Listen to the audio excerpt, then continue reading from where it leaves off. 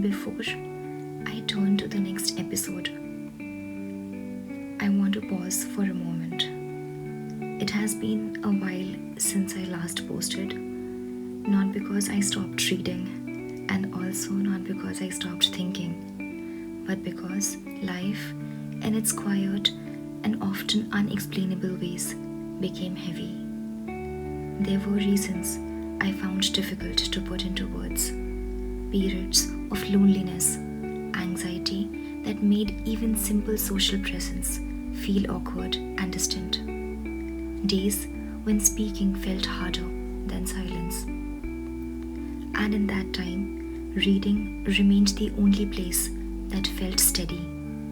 Books did not ask me to perform. They did not rush me. They allowed me to exist slowly, inwardly, and honestly.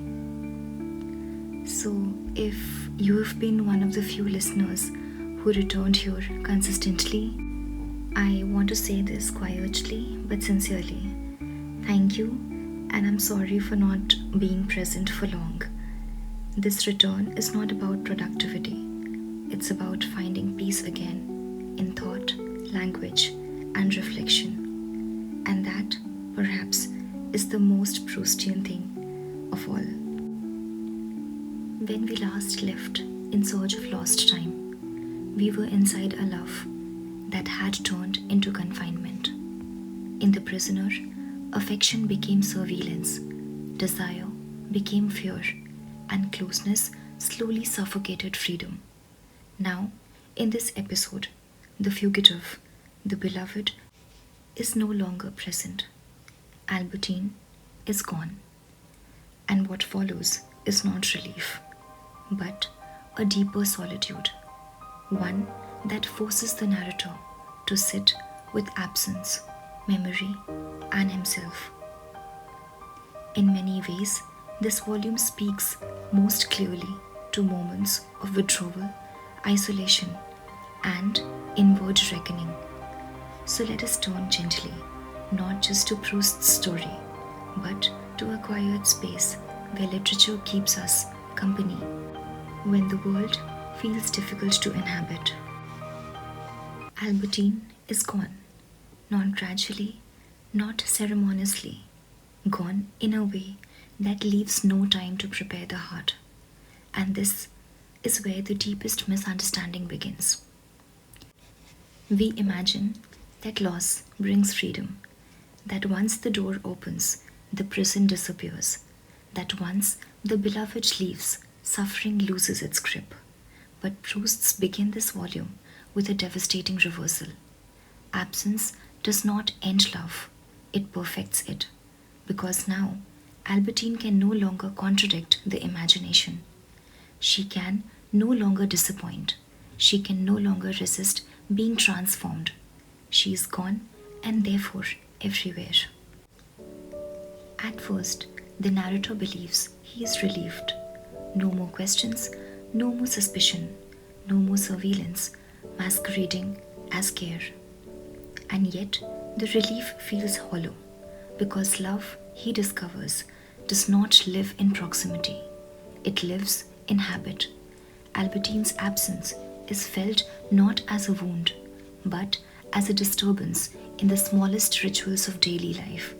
A chair that remains empty, a sound that never returns, and a future that no longer unfolds as imagined.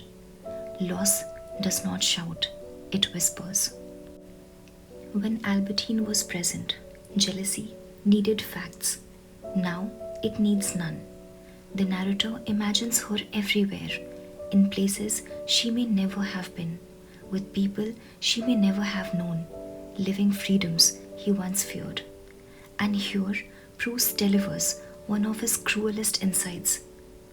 We suffer more from what we imagine than from what we know. Albertine's absence becomes infinite. Each imagined version of her creates a new grief. Each hypothetical life she might be living becomes a fresh betrayal. Love, stripped of reality, turns into pure speculation, and speculation is endless. Unable to bear With the uncertainty, the narrator tries to retrieve Albertine, not always physically, but symbolically. He seeks information, he interrogates memory, he revisits places and people connected to her. But what he really is searching for is not Albertine. He is searching for the self he was while loving her. And this is quite tragedy of loss. We do not miss people alone. We miss the versions of ourselves that existed beside them. Slowly, almost imperceptibly, something shifts. Not because grief is resolved, not because truth is found, but because time intervenes. Emotion begins to fade without permission. The narrator notices, with both grief and horror, that Albertine's image no longer wounds as sharply. He forgets details, he confuses memories, he feels moments of indifference and is frightened by them. And here comes the most unsettling realization of the entire volume. We do not heal because we understand. We heal because memory decays. Time, not wisdom, loosens grief. And illusion dies eventually. The narrator confronts a truth he resisted all along. He was not in love with Albertine herself. He was in love with the role she played in his inner life, the anxiety she provoked, and the intensity she guaranteed. Once those dissolve, love dissolves too. This is not cynicism, it is clarity. Love, Proust suggests, is often a structure we build inside ourselves, and people merely inhabit in for some time. This volume teaches lessons that are uncomfortable but honest. Loss hurts because imagination refuses to stop. Jealousy survives absence longer than affection. We do not choose when we stop loving, and forgetting is not betrayal, it is survival. Proust does not romanticize grief, he demystifies it, and in doing so, he frees us from the idea that suffering must last forever to be meaningful.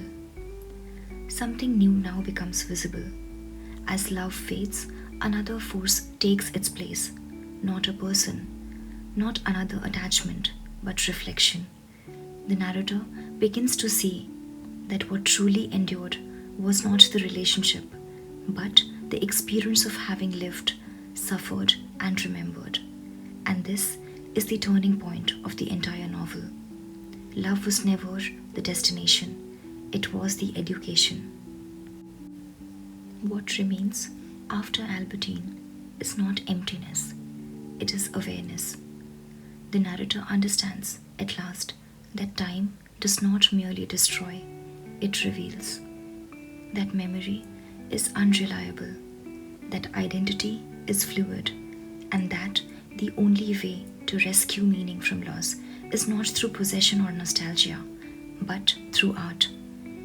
In the final volume, Time Regained, this realization will become complete, that life is lived blindly, but understood backwards, that suffering, once transformed into form and language, is no longer wasted, and that the true redemption Proust offers is this: we cannot recover lost time, but we can give it meaning.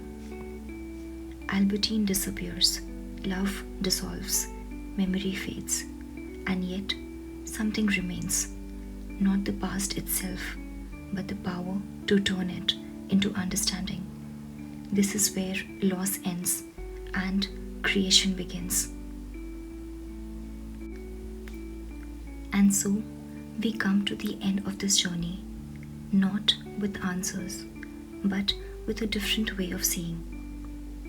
We began with memory, fragile, accidental, almost invisible. We moved through love, imagined, desired, misunderstood. We endured jealousy, possession, loss, and the slow erosion of feeling. And somewhere along the way, we learned something unsettling and true, that life is not lived in clarity, but understood only later when time has already passed. Proust never promised consolation. What he offered instead was honesty. That love is often an illusion we build inside ourselves. That suffering teaches us not because it is noble, but because it forces us to look, and that forgetting is not betrayal, it is how the heart survives.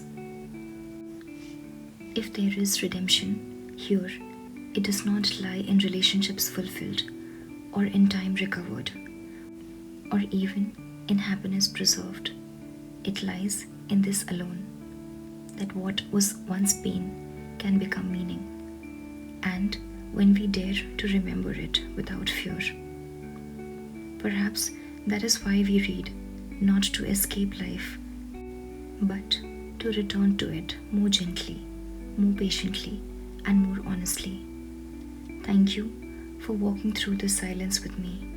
Thank you for listening, not just these words, but to the spaces between them. This is not the end of the story, it is simply the moment where memory learns how to speak.